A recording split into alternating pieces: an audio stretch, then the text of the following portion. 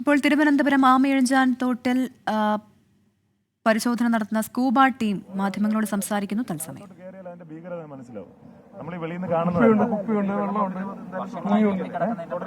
അടിയുണ്ട്.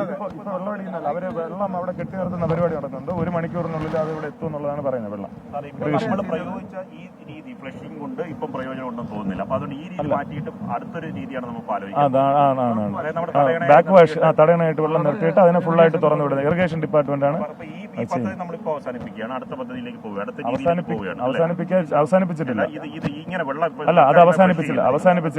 നമ്മളിപ്പോ ഇവിടെ നിന്ന് അപ്പുറത്തേക്ക് മാറി അവിടെ നിന്ന് വെള്ളം പമ്പ് ചെയ്താലോ എന്നുള്ളതിനെ കുറിച്ച് നമ്മുടെ സാറുമായിട്ട് അവിടെ നിന്ന് സാറുമായിട്ട് ആലോചിക്കുകയാണ്. നമ്മൾ ആലോചിച്ചതിന് ശേഷം അത് അപ്പർ സൈഡാ ആ സാറുമായിട്ട് അതെ ആർഫ് സാർ ഇപ്പോൾ ഒരു മീറ്റിംഗിലാണ്. അത് കഴിഞ്ഞിട്ട് നമുക്കൊരു ഇത് തന്നു കഴിഞ്ഞാൽ അതിനനുസരിച്ച് നമ്മൾ ഞങ്ങൾക്കൊന്നും അറിയത്തില്ല. മീറ്റിംഗ് നടക്കുന്നുണ്ട്.